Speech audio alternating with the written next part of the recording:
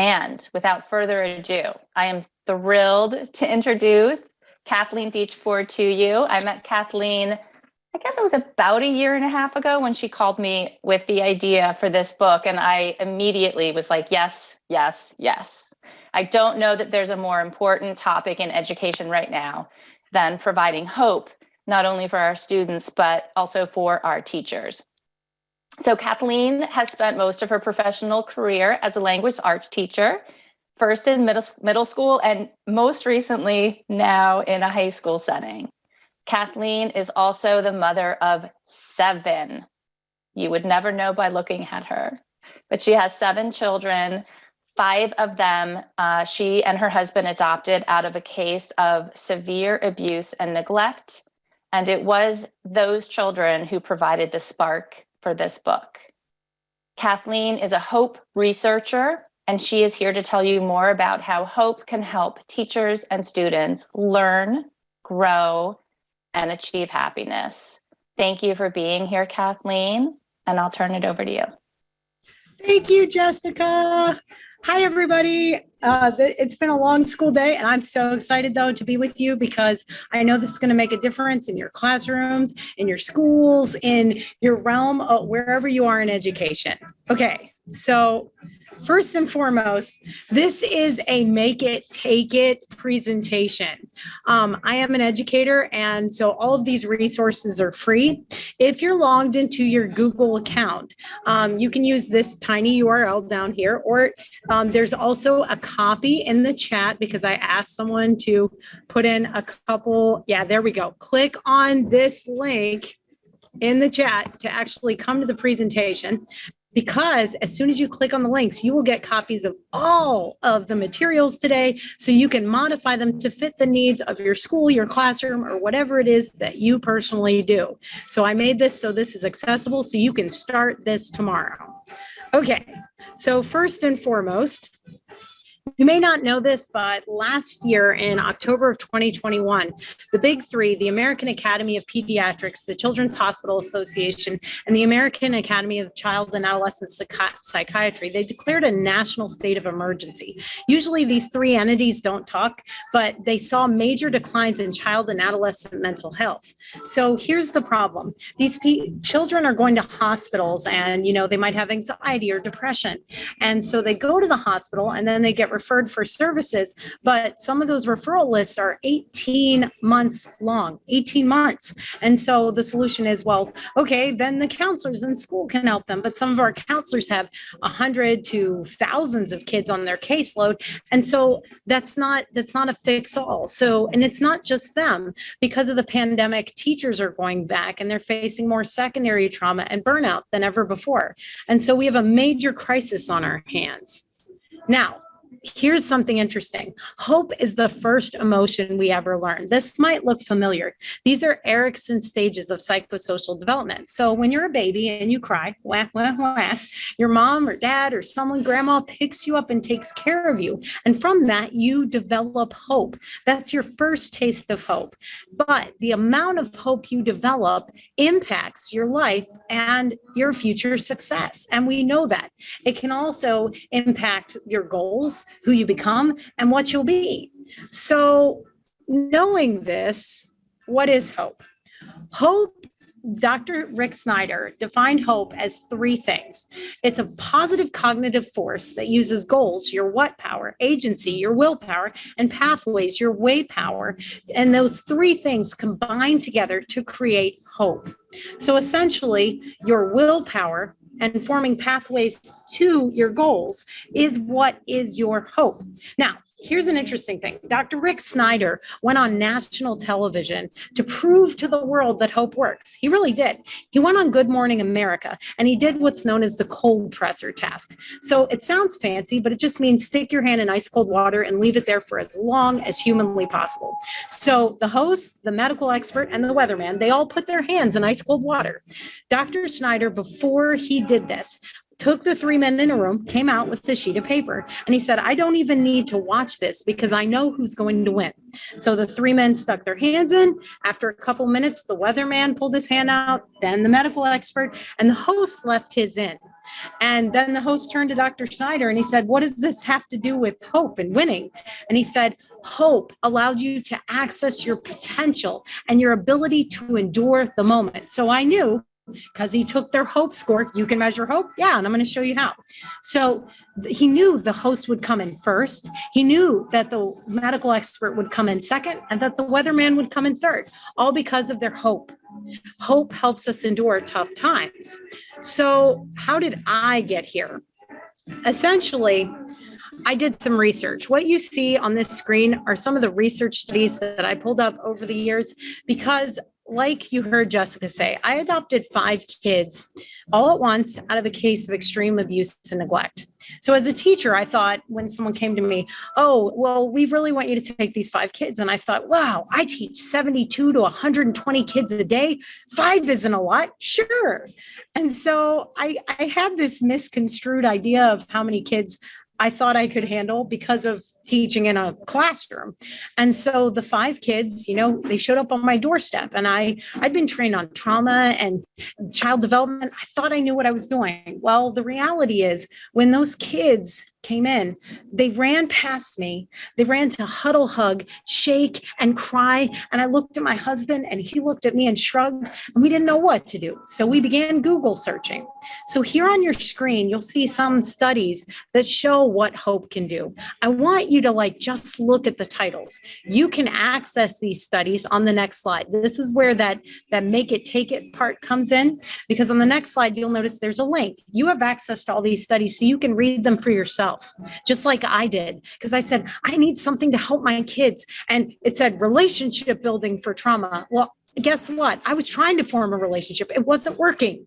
And so this leads me back to that first emotion, hope, that it comes through trust versus mistrust and safety. So I want you to take a minute right now and just kind of peruse what you see in these different titles. Inside the chat box, really quick, what stands out at you? What questions? What do you think? What do you wonder? Just looking at these titles that you see on your screen. Because this is scientific research on what hope can do. Whoa, I'm getting lots of stuff in the chat. I'm excited. Okay. Oh yeah, you do hear background music. Just so you know, for those of you who are like, I hear background music. I'm at a Panera Bread because there was a crazy storm before this and I wanted to be here for you guys no matter what. And so I'm at a Panera Bread doing this. Hope to overcome trauma. Thank you, Pat. But you'll also notice some interesting ones like down here. Yeah, hope is magic. Bullying connection to hope. Yes. Hope is an intervention. Yes. It works for all kids. Yes. Thank you. Okay. So hope is healing. It does amazing things. So I want you to see what it does in the brain. Well, there's the research. And remember, this is make it, take it. So if you want to click open this folder, you have access to it and you can look through the studies, just not right now. So I want to keep the webinar going and you can read some of those for yourself. So here's what hope does in the brain. Up here, you see that blue dot. This is a high hope adolescent. This is his prefrontal cortex. This is where we think, set goals, and learn. So hope actually changes the brain, sort of like trauma changes the brain. Trauma can change the brain to make you have more of an amygdala response. First of all, I'm going to be honest. Most of you last year, I know last year wasn't the first one out of the lockdowns from the pandemic, but I want to know in the chat, please put this in. Was last year a difficult year for you in education? Right? Yes or no? Simple yes, simple no. That's all. Look at that. Okay, I'm getting a whole lot of yeses. Okay, here's why. Our brains, we all experienced a widespread trauma in the pandemic. And don't say you didn't, because I couldn't find toilet paper for 3 months. I know you think it's funny, but that was a form of safety. And so we go back to school and the kids had the same thing. Even the adults they relied on, they experienced this trauma. And so over the course of time, because this wasn't like a regular, like a tornado or a fire where it just hit and then it was gone. This is lasting. It's still going on. And so that can actually change the brain. So you develop neural pathways where essentially you get more of an amygdala response. This is your fight, flight, freeze, and flop. That's the new one. So what hope does in your right here in your medial orbital frontal cortex, where you learn and do all that stuff and set goals for the future, it allows you to experience anxiety. And this is cool. And not go into that response. It allows you to think even during trials. Whoa, that's not that amazing. Yes, it is. It means our kids are going to go through crazy things in life. And this allows them to think through it. Even though they're going through horrible things in their life, they could go through all kinds of trauma. But the higher we get their hope, the more the brain will allow that anxiety to be mediated. So yeah, they'll still feel it, but they will be able to think during it. That's the difference. That's what hope does. It is magic. Does it magically change their brain? No, but it happens quickly. And over the course of time, it does create more. It does create more of an impact in that prefrontal cortex. So now that you've seen what hope does in the brain, and you've seen that little blue dot lit up, how can you make the blue dot light up for you and for your students? Because hope is a whole school thing. So first of all, you saw the articles. What does hope do? It heals. It helps us overcome. It helps us plan for our future, even when we're going through hard things, and it energizes us. Because when we sit and we define ourselves by our catastrophes, we look at that and we center on that. And that's the problem. Hope helps us become future focused. And that can pull our kids out of those amygdala responses and ground them in the moment as they work on their future. The same thing for our staff. This isn't a one size fits all for kids. This is for students and for staff. So how hopeful are you? Let's find out. What do you mean? Right now? Okay, everybody, grab a sheet of paper, your phone or something, and we're going to measure your hope score right now. This is the adult hope scale, which you can use with teachers in your building. Why would I care about the hope of the teachers? Because guess what? The hope of the teachers is transferable to the students. So it's important that we're taking care of not just the students, but the people and the educators who are around the students. So hopefully you all have some sort of sheet of paper or pencil or something. And I promise you, we'll do the math quickly so you can get through this, but let's measure your hope. First, I'm going to read a statement and I want you to rate yourself on this Likert scale from 1 to 8. 1 meaning definitely false, never. All the way to 8 where you're like, oh yes, this is me almost all the time. Okay, so this is going to happen quick. Everybody got something to write down your score. All you have to do is write down the number 1 and then your answer. So here we go. Number 1. I can think of many ways to get out of a jam. Rate yourself on a scale of 1, which is definitely false, me never, all the way to 8 all the time. And then you have extremes in the middle, like mostly false, so it might happen once in a while, somewhat false, sometimes, maybe once in a blue moon, all the way to mostly true, which is like 80% of the time, to definitely true, close to 100. All right, number 2. I energetically pursue my goals. Once again, rate yourself 1 to 8. 1, nope. 8, yes. Number 3, I feel tired most of the time. Once again, rate yourself between 1 and 8. 1, nope. 8, yes, all the time. Number 4, there are lots of ways around any problem. 1, nope. 8, yes, all the time. And remember, any of the numbers in there. Number 5, I'm easily downed in an argument. 1, nope. 8, yes, all the time. Number 6, I can think of many ways to get the things in life that are important to me. 1, nope. 8, yeah, I can, all the time. Number 7, I worry about my health. 1, nope. 8, yes, all the time. Number 8, even when others get discouraged, I know I can find a way to solve the problem. 1, nope. 8, yes, all the time. Number 9, my past experiences have prepared me well for my future. 1, nope. 8, yes, all the time.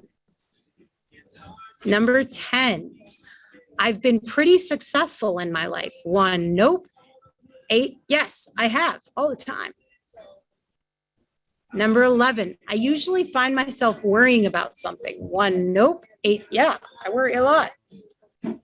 And the last one, number 12, I meet the goals that I set for myself. 1, nope. 8, yes, all the time. Okay, now we're gonna do some math. So I want you to take number 2, number 9, number 10, and number 12, like it says over here, and add those up.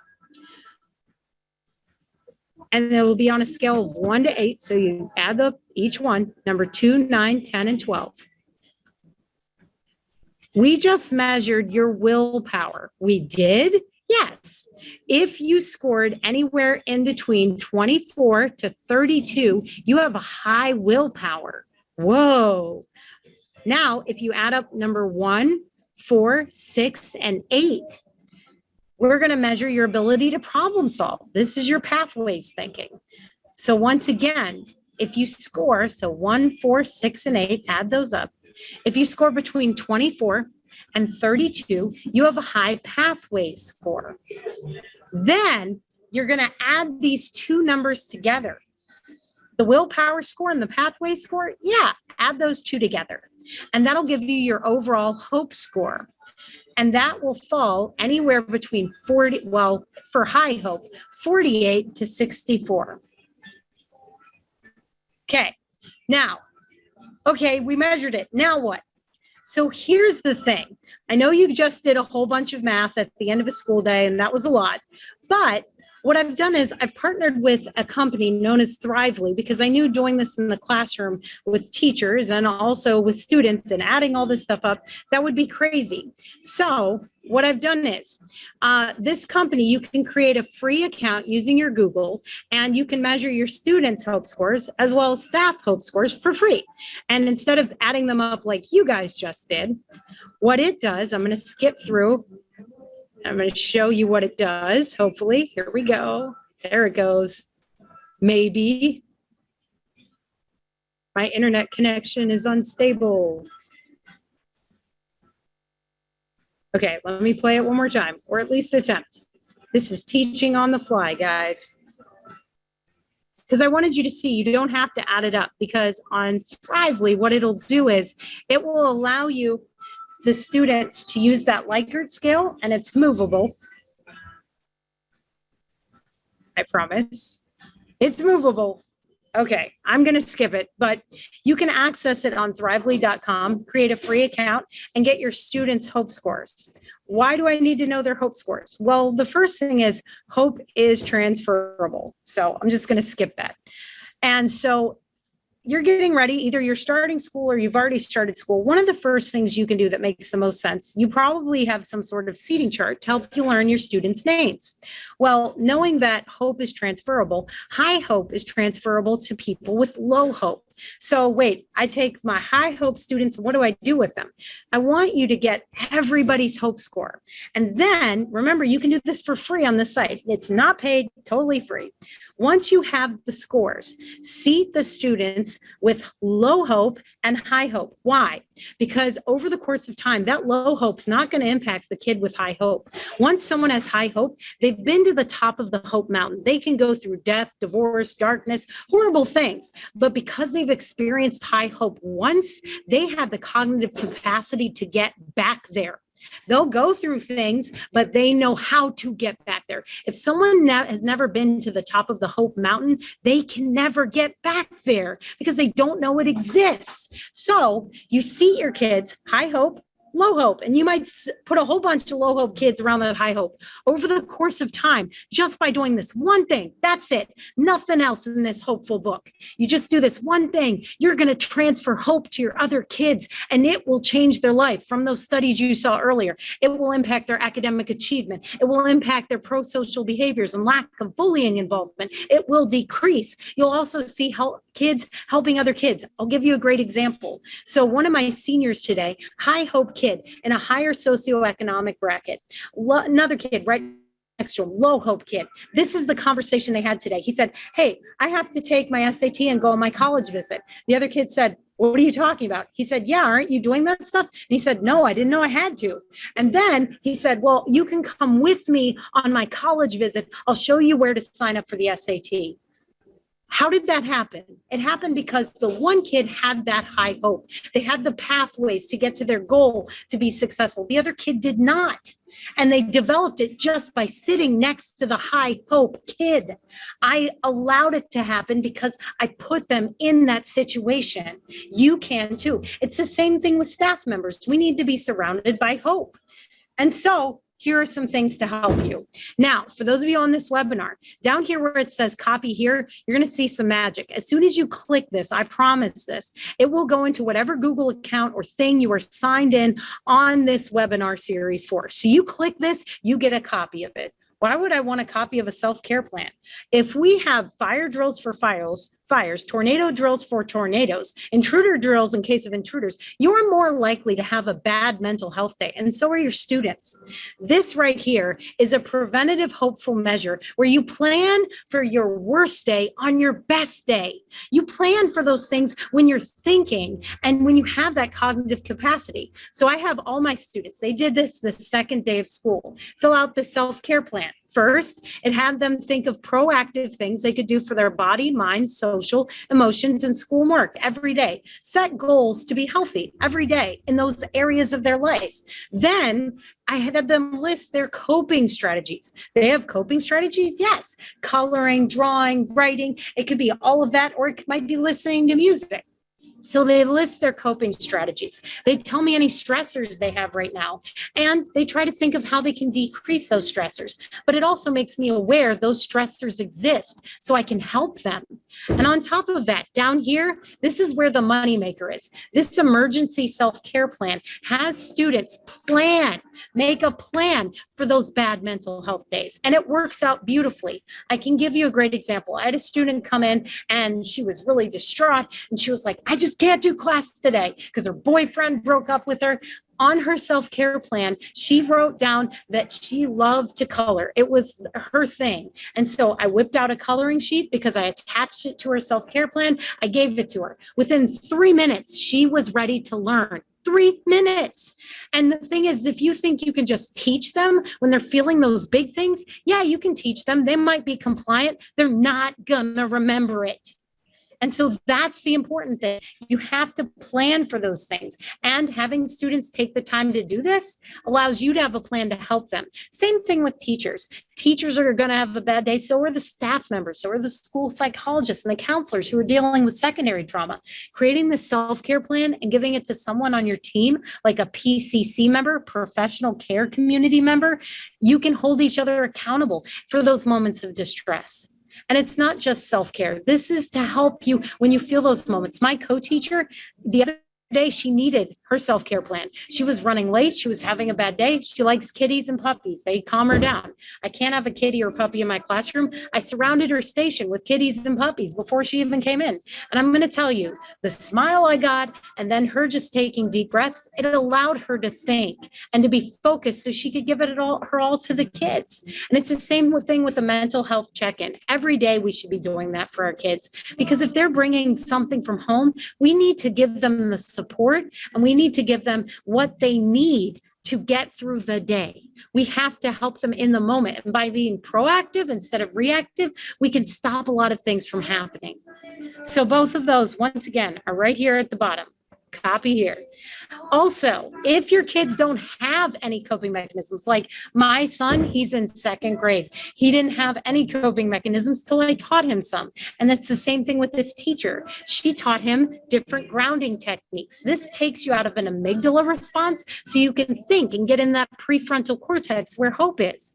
So the easiest one to do is the 5-4-3-2-1 technique. It uses your 5 senses. So first day of school, I want you to imagine this. I said, hey, can you guys write about your family? That's all I said. I said nothing else. A girl picks up her desk, throws it, shatters a window, and starts screaming and running out of the room. What do? I follow the screams. The teacher across the hall comes in and covers for me. She's in the bathroom on the floor in a full amygdala response. And I go down and I say, honey, can you tell me 5 things you can see? Because I didn't do anything. I knew she was feeling an emotional reaction. And then she says, well, I see a toilet and I see the floor. And I'm like, awesome. We get through all 5. Then I say, hey, can you tell me 4 things you can hear? In order to do that, she had to slow her breathing. And then she got off the floor and she said, hey, I'm sorry. I'm having issues at home right now. And I didn't want to write about my family. But she couldn't tell me that, because she had no coping mechanism for that, because it was raw and it was fresh. And so teaching kids grounding techniques that they can use in moments of distress can help them. She even came back to me a week later after I taught her the technique and said, Miss Beachboard, I failed a math test. And I was like, whoa, that's not good. And she's like, yeah, but I didn't hit the teacher because she called me stupid. And I was like, whoa, that's good. She's like, yeah, I use that 5, 4, 3, 2, 1 technique. We have to give kids pathways. And this is one of the ways we can do it, by giving them grounding techniques. And it's the same thing for adults. All right, so all of you are probably wondering, okay, I got a willpower score, I got a pathway score. Where is my goal score? You don't have a goal score. Why don't I have a goal score? Because people are naturally goal directed. What does that mean? It means that you wake up and you set goals for your day. You say, oh, I'm going to do this, this, this, and this. Those goals are what guide you through the day. But with low hope, look at this. They have little to no goals for different areas of their life. They take on easier, smaller goals. They set goals to avoid pain. It's like, oh, I don't want to do this because it'll get me in trouble, so I'll just do the bare minimum. And that's why they're not succeeding, because they have an appraisal that they can't.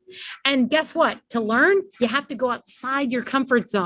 And these kids are not going to do it if they don't have hope. High hope's the opposite. They're willing to risk it. They have several different goals. They take on some of the most difficult challenges, and they have an appraisal that they will achieve their goals. That's how it impacts your overall hope in your goal setting. So in the classroom, I want you to imagine this, because all of us, we have standards we have to teach. I do this with my students. It's called the learning goal cycle. This uses goals, pathways, and agency inside your classroom. This is not SEL lessons. This is something you can do to strengthen their hope. So first, all of us have to set different standards. So you'll say, here's our standard for the day we're working on. Let them learn it. Then they have to get feedback on it. From who? Not from you, from each other. Wait, kids are giving feedback to each other? Yes. And then from there, they use that feedback to set goals and targets for their future. How does this work? Okay, so here's how it works. 1, I've displayed this thing every day for my students. You can copy it right here. These are tips to teach kids how to give feedback. Even elementary kids, when you read this to them, and if you have ESL students, these are sentence frames down here that they can use. They can say, I like how you used. The best part of this is you did a good job when you. So they give a glow, and then they give 1 grow, 1 piece of feedback that's positive, 1 piece of feedback that will give them a guide to set goals for their future. The grow is, again, it's specific, it's kind, and it's helpful.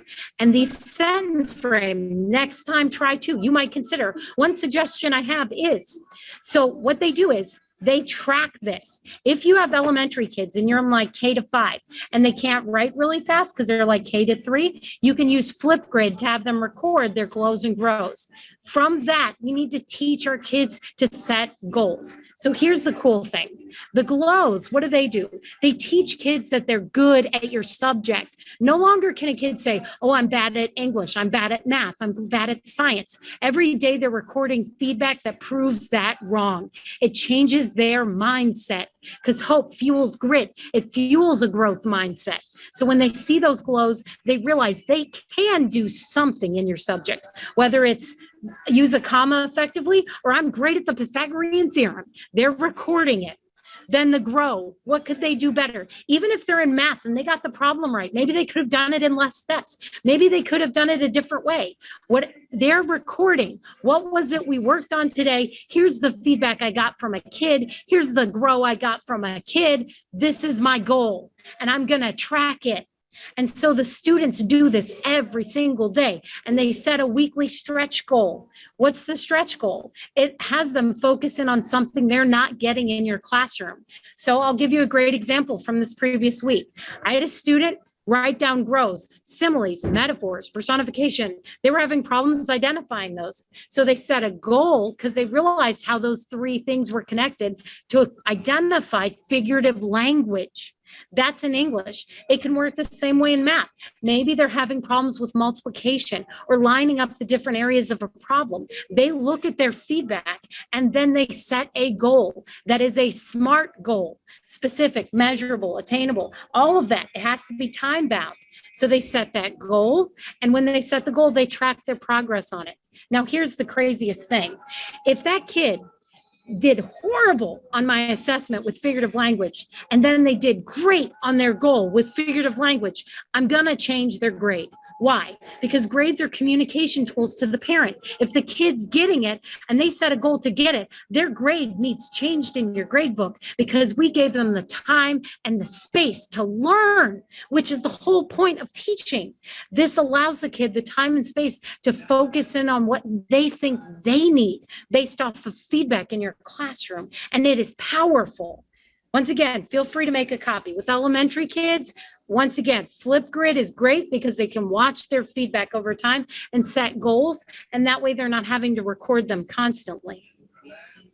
And it's the same thing with teachers. Teachers need that time and space to record and set goals, not just once, but that's where instructional coaching comes in. Now, for kids that are low in pathways, because you just measured your willpower and your pathways, your agency and pathways.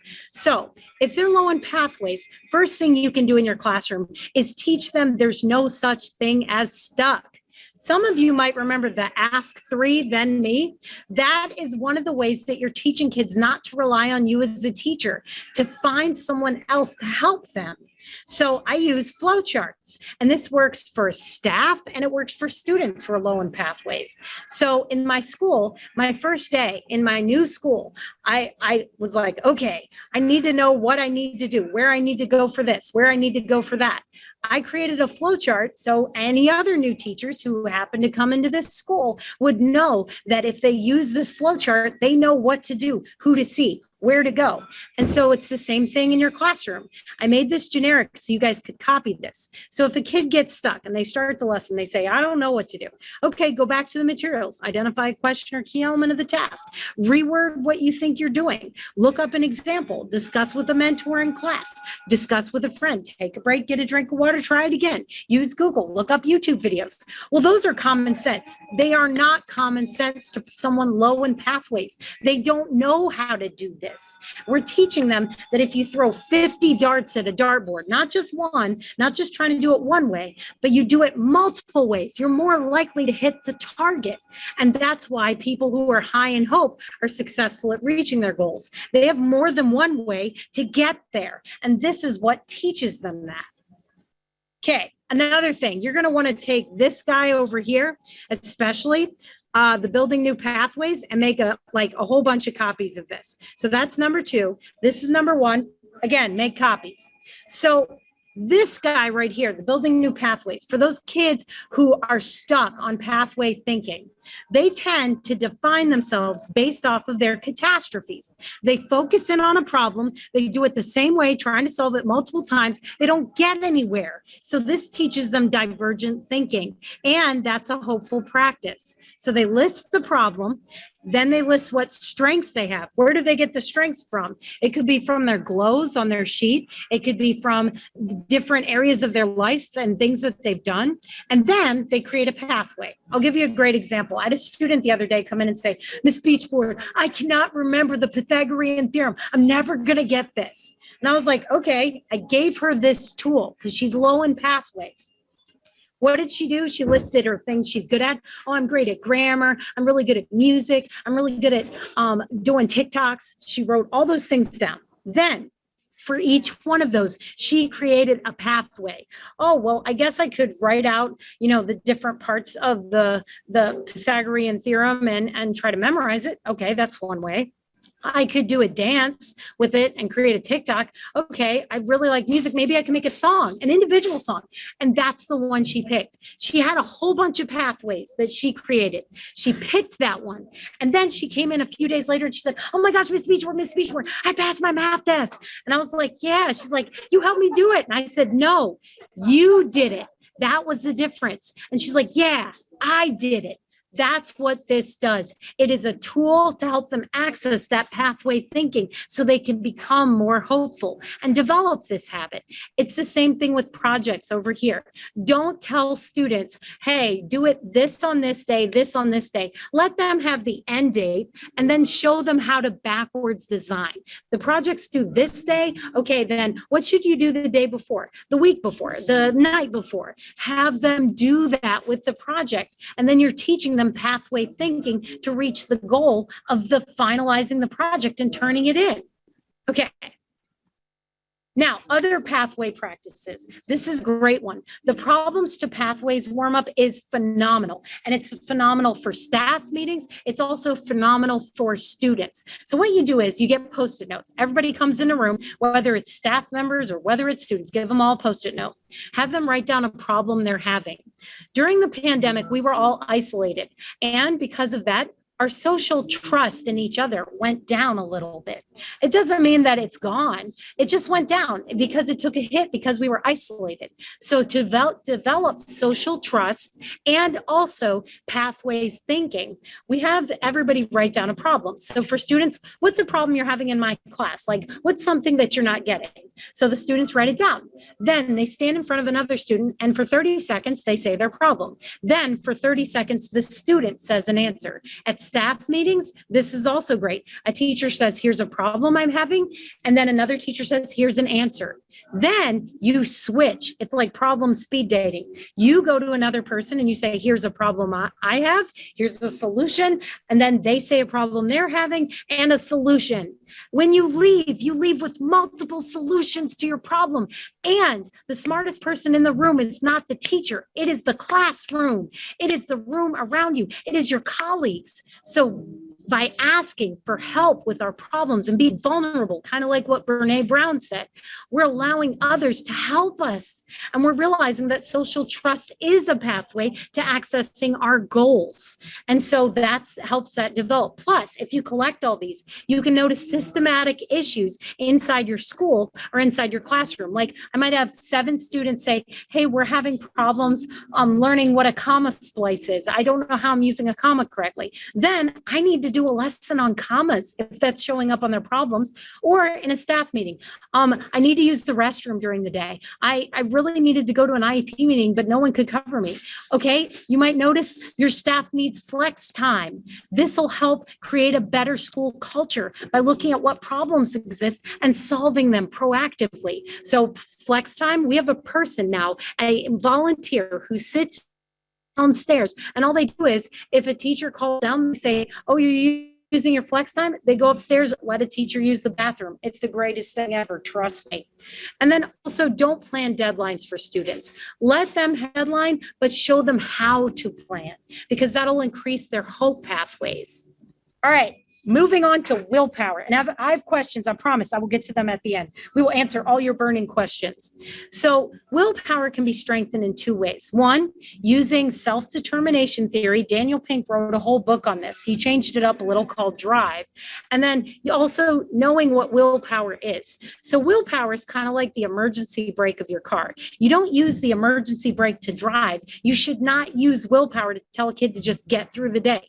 It's like if I bought a chocolate cake and I wanted to lose weight, if I buy the cake, I can use willpower at the beginning of the day, but when I'm really hungry, by the end of the day, I'm going to eat the cake. I just am. And so knowing that, it causes willpower fatigue. And it's the same thing for educators. If we keep doing the same thing over and over again, you will get burnt out. It doesn't work.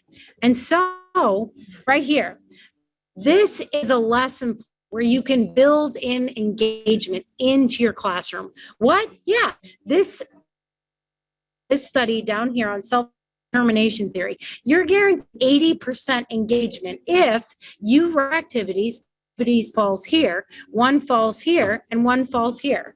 So what are these things? These are things that you know work. So voice and choice, creating autonomy in a lesson.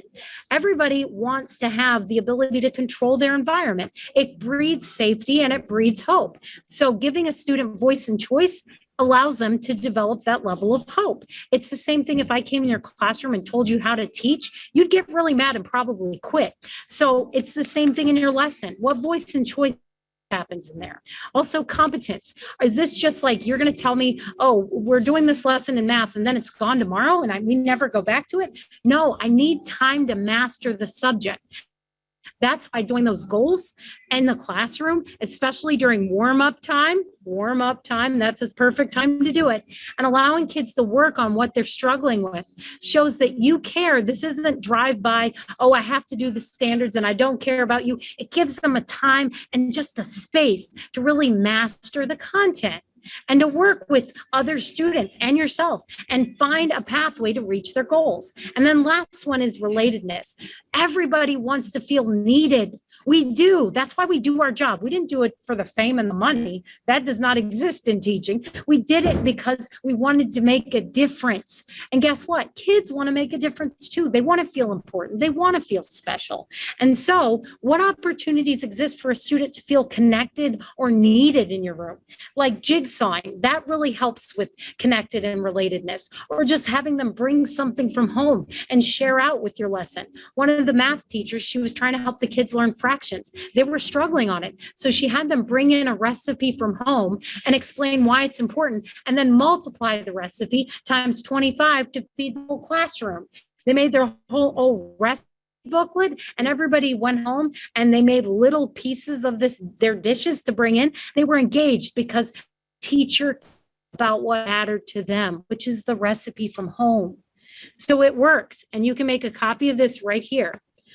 Also, the 1 to 2 rule works for competence. What's competence? So for every 1 minute of me doing this, students need 2 minutes to really process this. This is the same with staff meetings. If you're getting a lot of jargon the whole time, you need 2 minutes.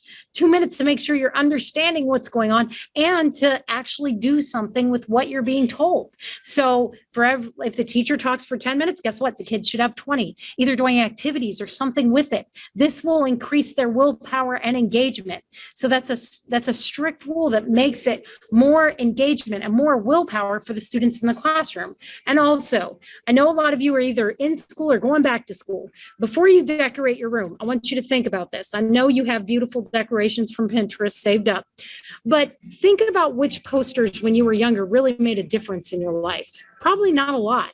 Decorate your room with your students, because that shows you care about what they say, what they think, what they do. It could be quotes they say, put them on the wall. And that's the thing that's going to boost their engagement, because you're filling the room with them instead of generic motivational posters. It matters to the student, and it shows that you respect their competence and their expertise that they're bringing from home.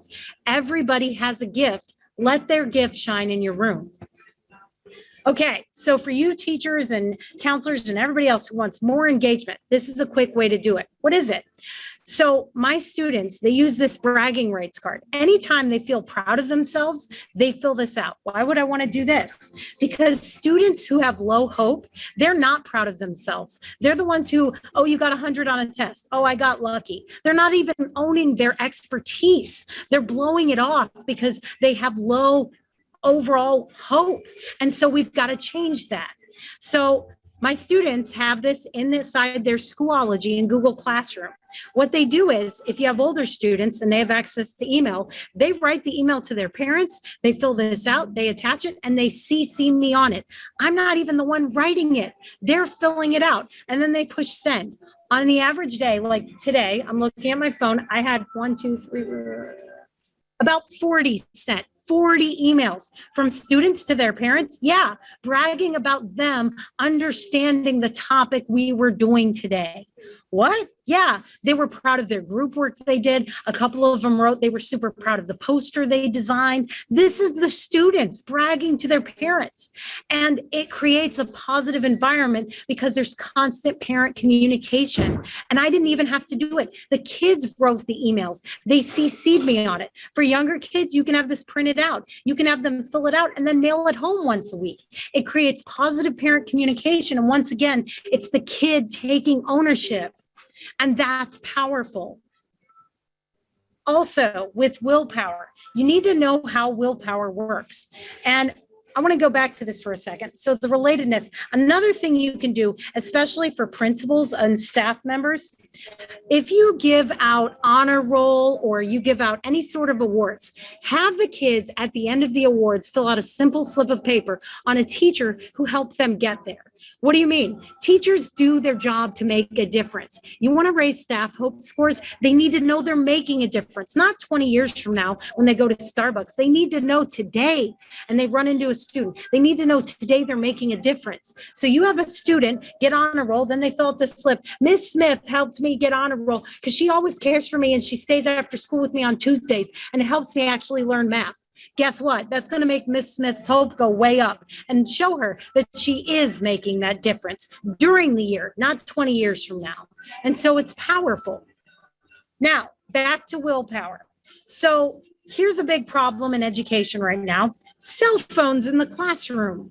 So kids need to be taught cell phone addiction is a thing, but we need to teach them pre-commitment strategies. What are pre-commitment strategies? This is when you change your situation. This was research done by Angela Duckworth. So what she has found is, so willpower is like the emergency brake of your car. There are certain things you can do before using willpower so you keep your willpower going longer, like this pre-commitment contract. So a pre-commitment contract is when a student has a goal to like study. Okay, my goal is to study. What temptations are you going to face? It has them think of those problems beforehand and then come up with a way to avoid those problems. Like, I have cell phone addiction. Great, download Forest. What's Forest? It's a focus app. It makes their phone a brick so they can't use it and plants a tree. And so we're teaching the kids, you have this problem, pre-commit to avoiding the problem and focusing in by using an app like Forest. You're showing them that they can use willpower and by avoiding the use of willpower in the first place. So pre-commitment changes the situation. Don't buy the cake if you're trying to lose weight. Or attention. So they need to distract themselves. How can they distract themselves in the classroom? They need to focus in on their why. So I have a lot of students, they had to take a reading test 2 days ago. It was really boring. And so I showed them the career to Lexile chart. This shows them every single job in the world has a reading level. They looked at that and they go, huh? And I'm like, so every reading level has a career. Every career has a reading level. So I'm taking this a test to show you where you're at so you can gauge where you need to go. And so that gave them a why for taking the test. That's an attention strategy. And last of all, appraisal. Why are you doing what you're doing? Reminding them they have a reason. What is your reason for being here? It can be as simple as, oh, I really want to do this one day. I don't know what it is, but it'll boost their willpower. Conclusion: through increasing hope in school cultures, monitoring student hope scores, and utilizing hopeful practices with students, we can create powerful connections that educators can use to improve educational attainment, life satisfaction, and the well-being of all our students. So, this was not everything in my book. I could only highlight a few things. All of my resources are available on the schoolofhope.org and also Thrively. I created that space so you guys could have free access to disseminate and get that data for you very quickly.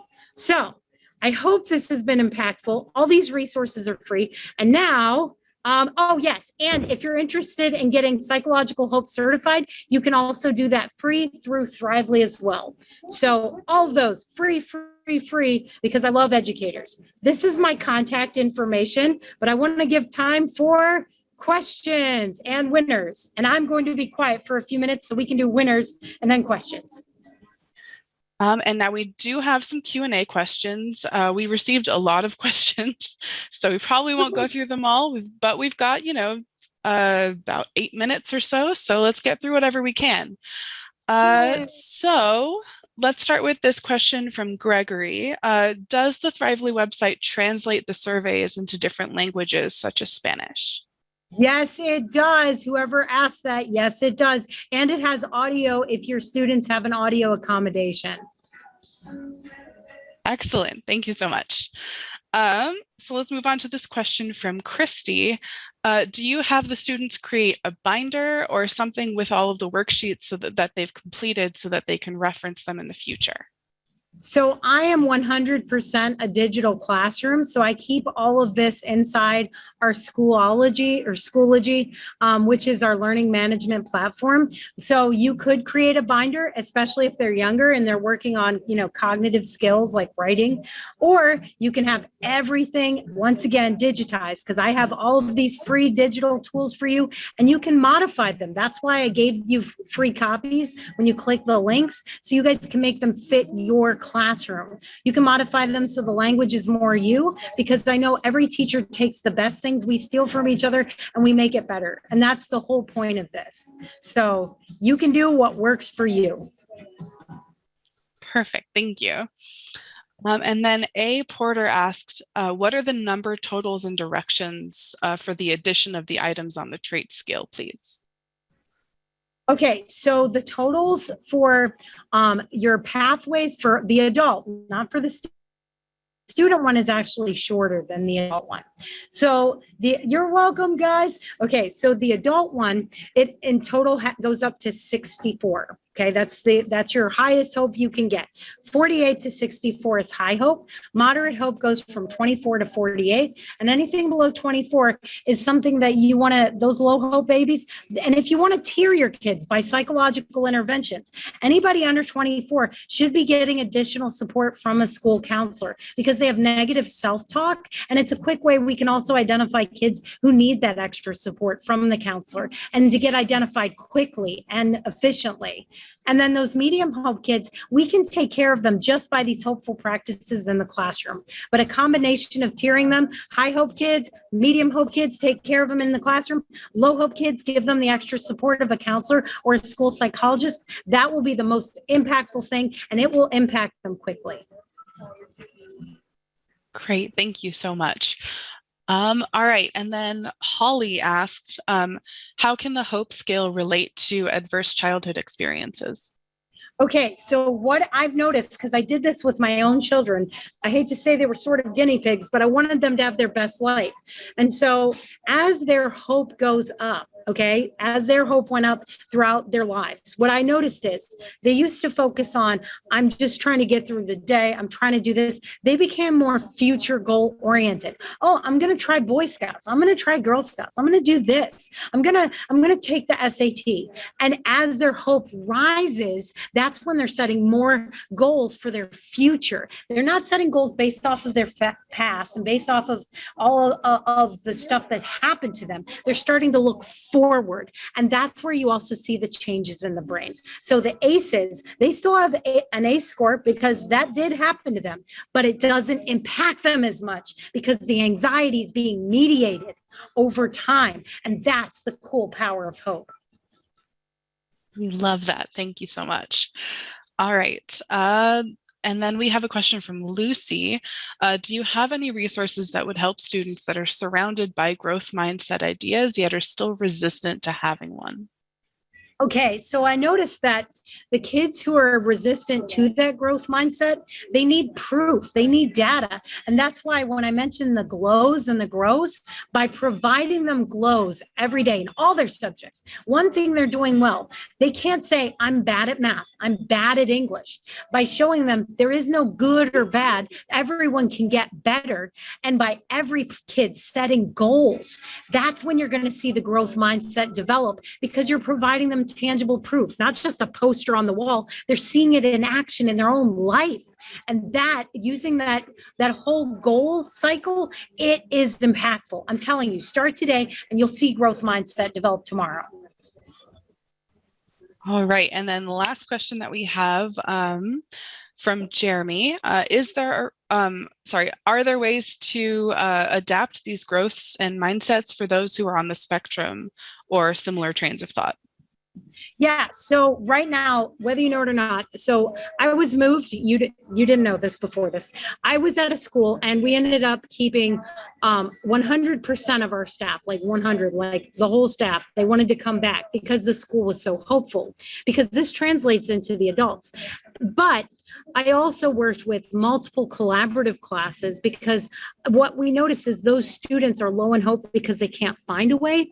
And so sitting down and modifying some of these resources using your students' strengths and their accommodations, like, hey, I'll give you a great example. So we have a student who has Asperger's and they needed to physically feel their pathways. I know that sounds strange, but they have a tactile sensation. And so taking these tools and saying, okay, how can I modify this to fit this student's needs? So for our kid, we had little signs, and the sign said, all right, I need a friend. I need help with this, because they didn't want to talk to their fellow peers. And they had goals to set social interaction was one of their goals. So what they did was we had signs made for them so they could say, hey, I need help with this. Can you help me? Or to form questions. And so we took their accommodations and we made like that flow chart thing work for them. So what I'm telling you is all of these resources are modifiable. That's why I made them this way, because you as the teacher are the expert on your kids.